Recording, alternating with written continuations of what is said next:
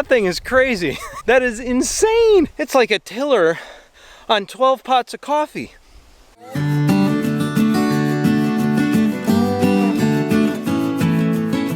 Welcome to the homestead, y'all. It is never, ever too early to start working on your garden beds for the next season.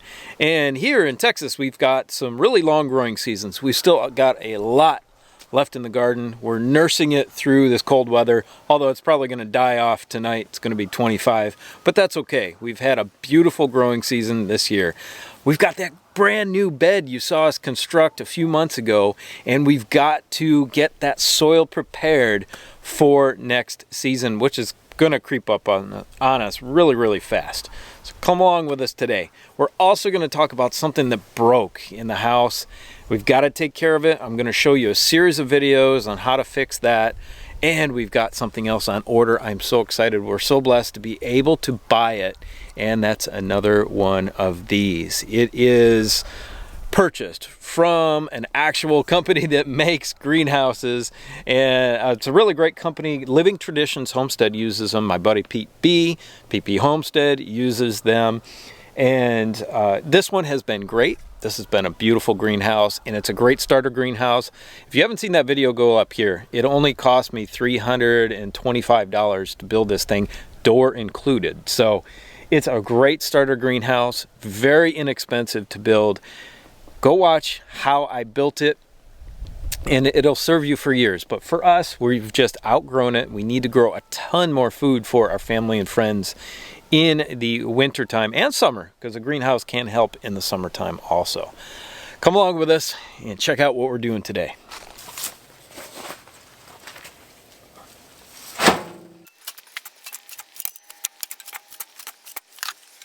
So this is a great grower's mix of compost for our garden. We purchased it. It's mixed with sand. It's got composted wood chips, manure in it. It's got composted organic matter. It's going to be really great. We've grown in this stuff before from this company. It's fantastic.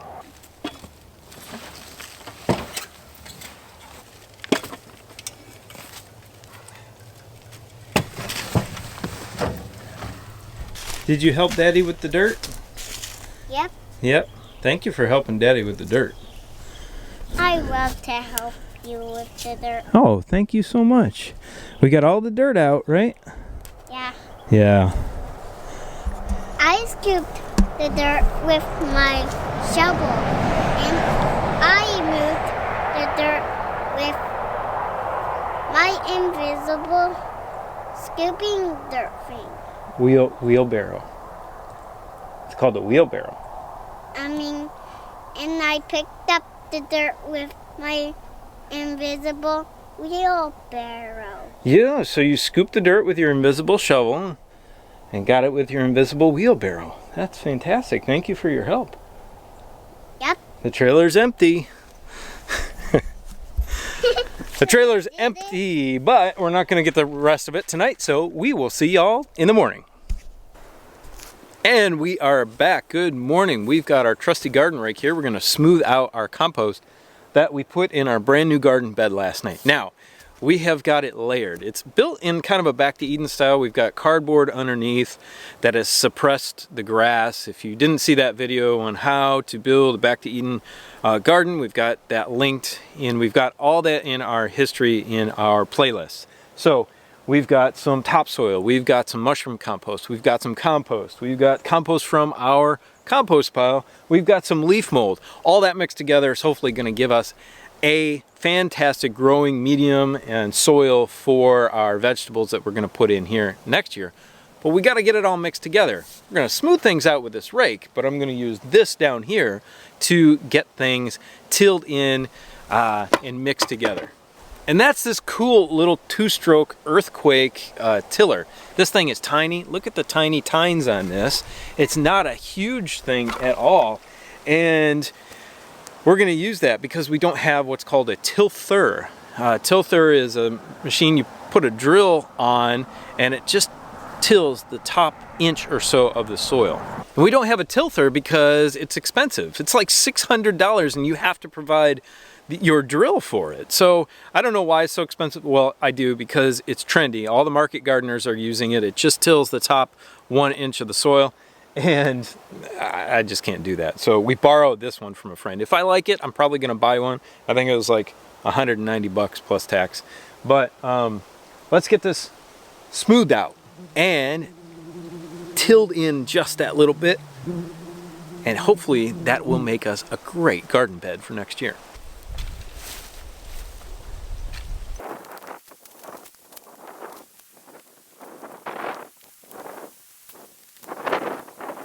So like most 2-strokes, we're just gonna choke it, turn it on, prime it, 4, 5, 6, 7, 8. It doesn't say on it, so maybe 10. We'll go 10, and then we'll give it a start.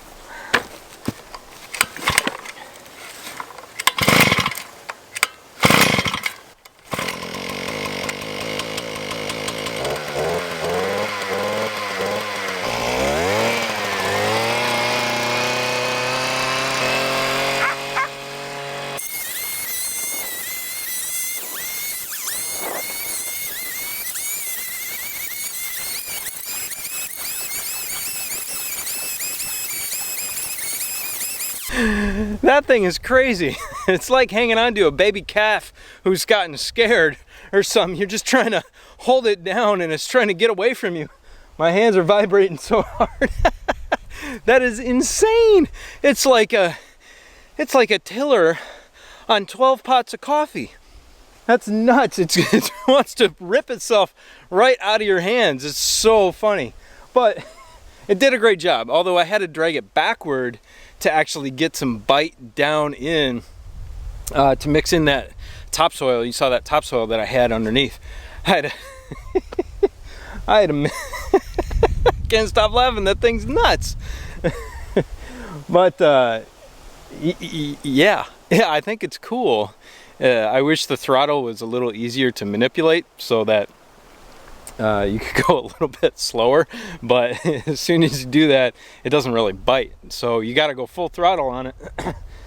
Oh, wow. Anyway, I couldn't use my big tiller in here because it's just too shallow for it. And the big tiller would just eat into that cardboard underneath and kind of ruin the weed suppression. You know, you need to let those weeds die off for a long time. Although it was covered with plastic. You saw my video on how to create a stale seed bed. It was covered in plastic, and then I ripped the plastic back, I covered it in the cardboard, put the mushroom compost on top of it. Although there was an area over there, you can see it's still covered by a tarp that had some of the vining grasses coming through. We're going to be doing a video on that. Also, those vining grasses are the bane of any gardener's existence if you have them in your garden. It's terrible. So anyway, it mixed it up pretty good. I'm pretty happy with it, and I hesitate using that thing on one of the small garden beds. I think I'm gonna just stick with the garden rake method. Okay, now that we're done with the tilling, got all the soil in the garden, I'll show you what I was talking about earlier. We have actually got a problem in our bathroom. So we have fiberglass shower inserts that were in the house when we got here. We don't have a tub, actually, kind of weird, but we've got fiberglass shower inserts, and those are usually fine if you have a good quality one or if it's newer. And unfortunately, you know, I don't weigh that much, only 165 pounds, but it cracked. And so I've repaired it 3 times with an epoxy, repaired the cracks, but it just keeps cracking. So we need to redo our shower. And so in the back of the truck here, I have got something really special.